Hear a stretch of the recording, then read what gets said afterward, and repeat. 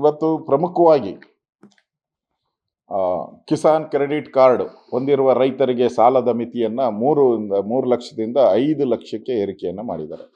ಅಂದರೆ ರೈತರ ಪರವಾಗಿ ಮೋದಿಯವರು ಇದ್ದಾರೆ ಅನ್ನೋದು ಸ್ಪಷ್ಟವಾಗಿ ಗೊತ್ತಾಗ್ತೈತೆ. PM ಧನ್ ಯೋಜನೆ ಅದು ಕೂಡ ಇವತ್ತು ಸಾಲ ಸೌಲಭ್ಯ ಅದನ್ನು ಕೂಡ ಹೆಚ್ಚಿಸುವಂಥ ಕೆಲಸವನ್ನು ಮೋದಿಯವರು ಬಡ್ಜೆಟಲ್ಲಿ ಮಾಡಿದ್ದಾರೆ. ಕೈಗಾರಿಕೆಗಳಿಗೆ ಸ್ಟಾರ್ಟಪ್ಸ್ 10 ಕೋಟಿ ರೂಪಾಯಿಂದ 20 ಕೋಟಿವರೆಗೆ ಬಡ್ಡಿ ಕಡಿಮೆ ಬಡ್ಡಿದಲ್ಲಿ, ಅಂದರೆ 10 ಕೋಟಿ ಕೊಡ್ತಾಯಿದ್ರು, ಈಗ 20 ಕೋಟಿಗೆ ಏರಿಕೆ ಮಾಡಿ ಕಡಿಮೆ ಬಡ್ಡಿ ದರದಲ್ಲಿ ಸಾಲ ಕೊಡ್ತಾ ಇದ್ದಾರೆ.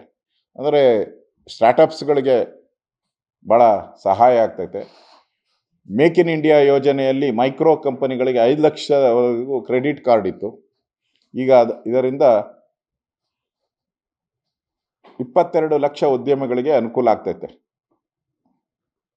ಮಹಿಳೆಯರಿಗೆ ಮೊದಲ ಬಾರಿ ಉದ್ಯಮ ಆರಂಭಿಸುವವರಿಗೆ 5 ಲಕ್ಷ SC/STಗಳಿಗೆ ಮಹಿಳೆಯರಿಗೆ ಇತ್ತು. ಅದನ್ನು ಟರ್ಮ್ ಲೋನ್ ಆಗಿ ನೀಡುವಂಥದ್ದಕ್ಕೆ ವ್ಯವಸ್ಥೆಯನ್ನು ಮಾಡಿದ್ದಾರೆ.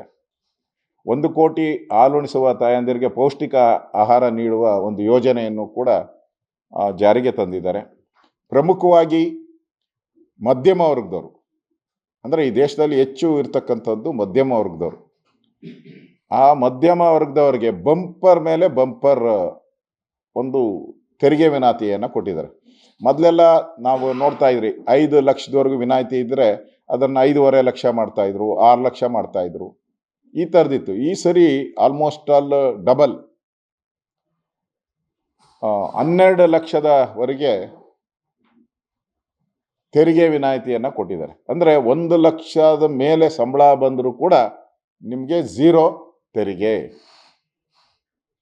ಇಲ್ಲಿ ಸಿದ್ದರಾಮಯ್ಯನವರು ಎಲ್ಲದರ ಮೇಲೆ ತೆರಿಗೆ ಹಾಕ್ಬಿಟ್ಟಿದ್ದಾರೆ, ಏನು ಬಿಟ್ಟಿಲ್ಲ. ಗಾಳಿ ಒಂದು ಬಿಟ್ಟಿದ್ದಾರೆ, ಅದು ಯಾಕೆ ಬಿಟ್ಟಿದ್ದಾರೋ ಗೊತ್ತಿಲ್ಲ. ಗಾಳಿ ಒಂದು ಬಿಟ್ಟು ಎಲ್ಲದರ ಮೇಲೂ ತೆರಿಗೆ ಹಾಕಿದ್ದಾರೆ. ಅವರು ಪ್ರಣಾಳಿಕೆಯಲ್ಲಿ ಹೇಳಿದ್ದು ತೆರಿಗೆಗಳನ್ನು ಹಾಕದೆ ನಾವು 5 ಗ್ಯಾರಂಟಿಯನ್ನು ತರ್ತೀರಿ ಅಂತ. ಈಗ ಎಲ್ಲದರ ಮೇಲೂ ತೆರಿಗೆ ಹಾಕಿದ್ದಾರೆ. ಈಗ ಮೋದಿಯವ್ರ ಸರ್ಕಾರ ನಾನು ತಿಳಿದಂಗೆ ಆ ಥರದ್ದು ಯಾವುದೇ ತೆರಿಗೆಯನ್ನು ಜನಸಾಮಾನ್ಯರ ಮೇಲೆ ಏರಿಕೆಯನ್ನು ಮಾಡೇ ಇಲ್ಲ, ಯಾವುದೇ ತೆರಿಗೆಯನ್ನು ಏರಿಕೆ ಮಾಡಿಲ್ಲ.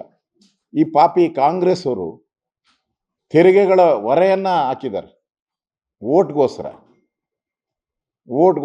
ಓಲೈಕೆಗೋಸ್ಕರ ತೆರಿಗೆಗಳನ್ನು ಹಾಕಿ ಜನರನ್ನು ಸುಲಿಗೆ ಮಾಡ್ತಾ ಇದ್ದಾರೆ.